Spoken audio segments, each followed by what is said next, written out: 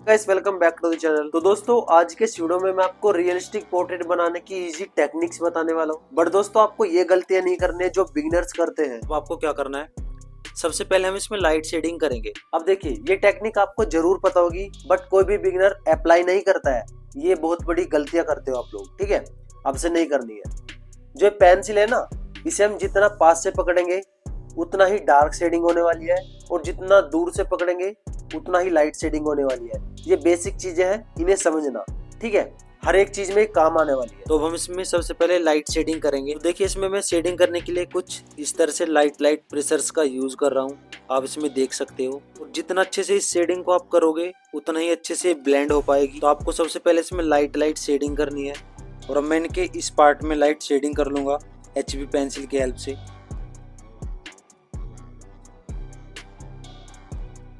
देखिए जैसे कि इसमें ये हार्ड एजेस जो है ना, आंखों का जो पार्ट है, जो कि आंखों की ड्राइंग है, इसको भी मैं इसी तरह से लाइट हैंड के साथ ड्रॉ करूंगा।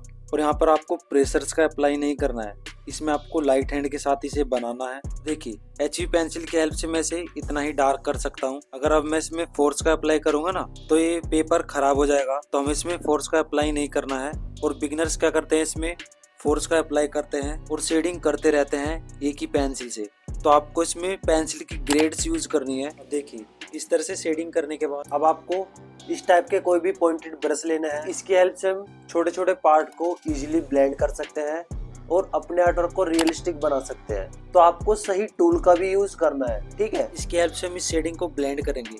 अगर आप भी इस टाइप का ब्रश बनाना चाहते हो तो आप इस वीडियो को देख सकते हो। इसकी हेल्प से आप इस टाइप का ब्रश बना पाओगे, ठीक है। तो हम इस शेडिंग को ब्लेंड करेंगे। जो आप एज देख रहे हो ना आंखों के जो ड्राइंग है, इसे हम ब्लेंड करने के लिए इसके ऊपर इस ब्रश को कुछ इस तरह से चलाएंगे, ठीक है। तो आप देख सकते हो ये अच्छे से ब्लेंड हो पा रहा है। तो आपको इसी ब्रश की हेल्प से इन एजेस को ब्लेंड करना है। आप चाहो तो पेपर स्टम्प का भी यूज कर सकते हो, बट दोस्तों पेपर स्टम्प से इस तरह से ब्लेंड नहीं हो पाएगा।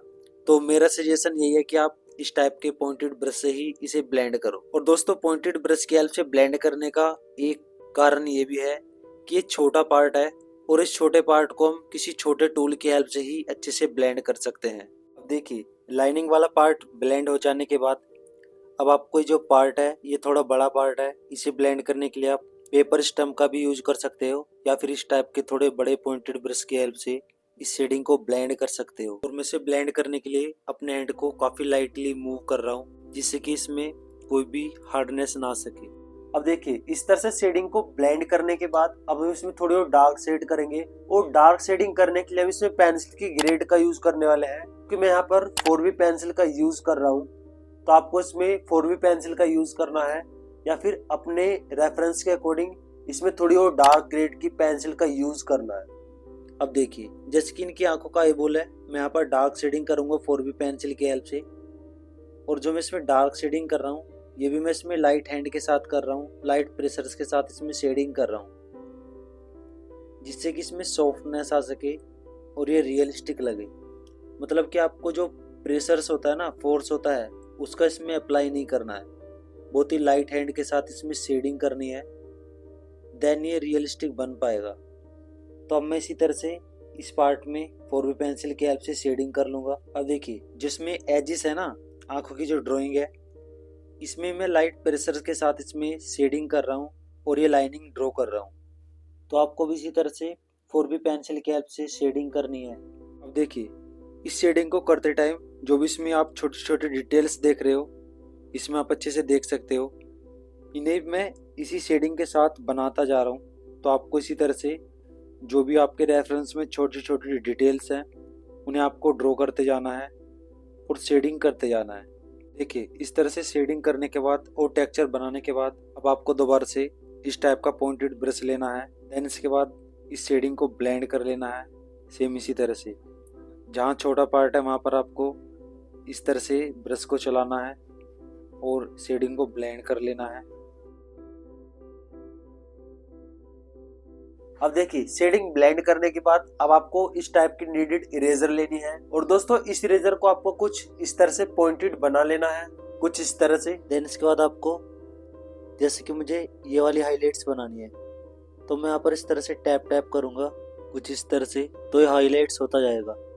और इस तरह से शेडिंग को ब्लेंड करने के बाद ये फ़ायदा है कि ये अच्छे से हाईलाइट्स हो सकता है और उसमें हम अच्छे से टेक्सचर बना सकते हैं। इस तरह से टैप टैप करना है और ये टेक्सचर बनता जाएगा। जिस भी शेप में आपको इसमें हाईलाइट्स दिख रही है ना, सेम उसी शेप में आपको हाईलाइट्स करनी है। अब देखिए, इस तरह से हाईलाइट्स करने के बाद अब आपको इस टाइप का कोई भी राउंड ब्रश लेना है और इसकी हेल्प से इसे इस तरह से ब्लेंड करना है, जिससे कि जो हार्डनेस इसमें आ रही है वो खत्म हो जाए।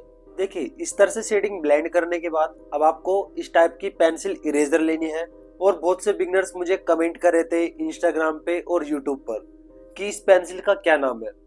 तो दोस्तों, इस पेंसिल का नाम है कीप स्माइलिंग पेन इरेजर। ठीक है, तो आप इसे अमेजोन से खरीद सकते हैं। मैं इसका कोई प्रमोशन नहीं कर रहा हूँ और ना ही इसका लिंक दे सकता हूँ आपको, बट आपको इसे अमेजोन से या फिर जो भी वेबसाइट होती है ना जो मटेरियल डिलीवर करती है, आप वहां से जाकर मंगा सकते हो, ऑर्डर कर सकते हो।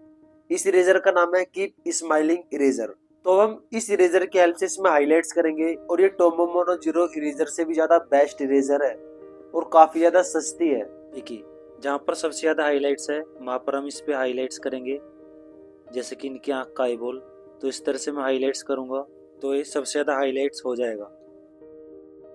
और जहाँ पर भी मेरे रेफरेंस में सबसे ज़्यादा लाइट है वहाँ पर मैं इसी रेजर की हेल्प से हाईलाइट्स कर लूँगा। अब देखिए, जो भी मैंने प्रोसेस अभी तक अप्लाई किया है, सेम इसी प्रोसेस को मैं बार बार अप्लाई करूँगा और अपने इस ऑर्डर को रियलिस्टिक बना लूँगा। देखिए, जो मेरे रेफरेंस की आईब्रो है, मैं इन हेयर्स को बना रहा हूँ अपने रेफरेंस के अकॉर्डिंग। तो आपको भी सेम इसी तरह से अपने रेफरेंस के अकॉर्डिंग इन हेयर्स को इस इरेजर की हेल्प से बनाना है। अब मैं इस राउंड ब्रश की हेल्प से इसे ब्लेंड कर दूंगा, जिससे कि इसमें हार्डनेस ना रहे। इसमें शेडिंग को ब्लेंड करने के बाद अब आपको 10B पेंसिल लेनी है।